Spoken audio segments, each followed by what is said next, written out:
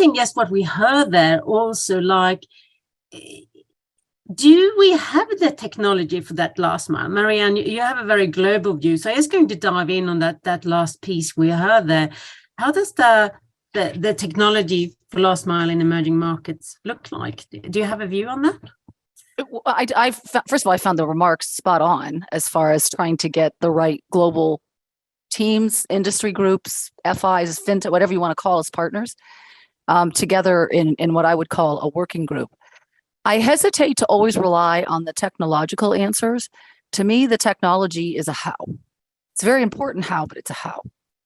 I think that as a group, a set of partners, we need to identify the what. What exactly are we trying to accomplish?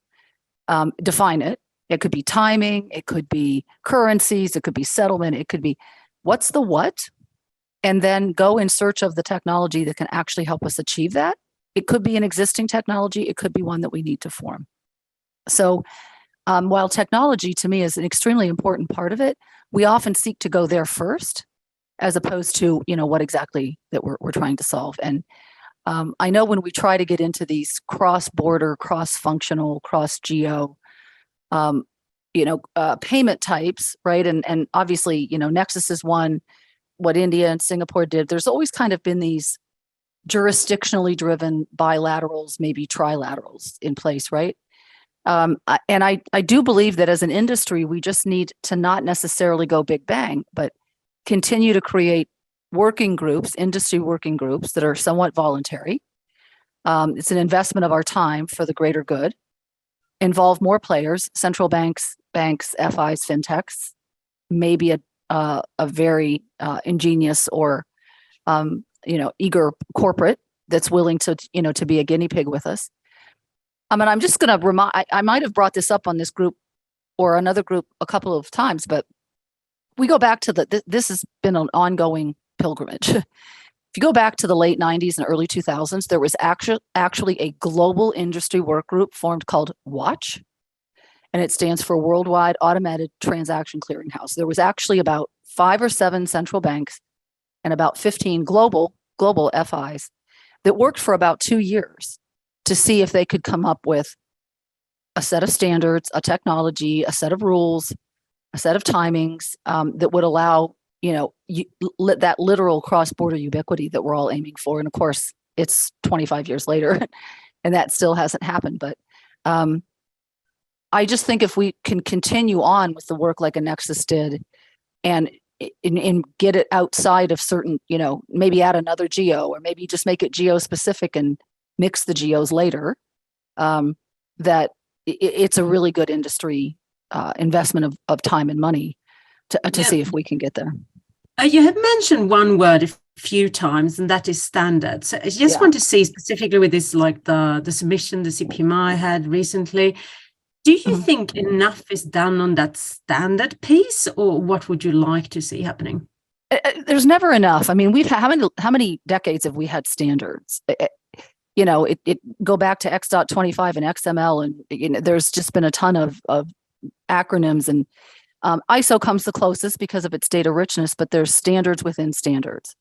And it was very interesting. I was at Money 2020 last week, and this was actually a very active part of the conversation with, can we all ever get there? Because we each have our own variability within those standards. So I think getting to an 80-20, making that up, if 80% of what could be in that standard works for the majority, 80%, there will always be a 20% that needs tailored to the geo, to the vertical, to the industry, to the jurisdiction. But I think if we could reach a point where it's a drop down, you say, okay, these are the countries I'm going to, I'm 80% set. Here's the 20% I have to take into consideration, when working in that particular environment. I do think it will serve us well, because right now there's too many questions on why ISO, why haven't too many people adopted it? Can you monetize it? If I'm doing all this work, can I make money off of it? There's still a lot of questions about actually getting ISO up and running for everybody everywhere.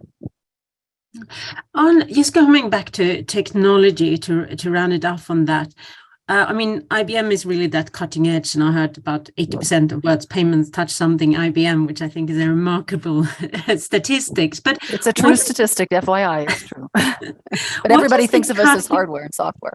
So go ahead. What is the cutting edge technology that might accelerate our journey?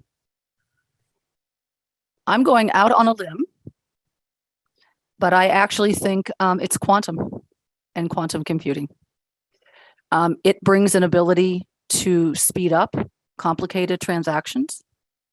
It brings an ability to do what traditional computing will never go away. Quantum is not going to replace traditional computing, but it's a different scale of computing that allows us to do complicated efforts faster. I won't necessarily say simpler because you have to be able to understand it, but it can take a problem that would take literally 1 million years for a traditional computer to solve, can be solved in hours with quantum computing.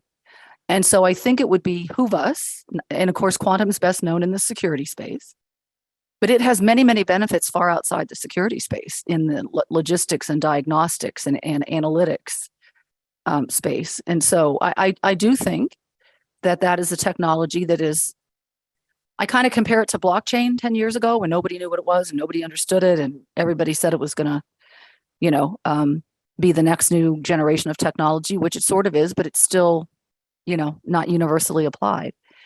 I feel like now we're in a phase of trying to understand, explain, and take advantage of what quantum and quantum computing can bring to the table, especially in a real-time world, Yeah. So I heard it's like more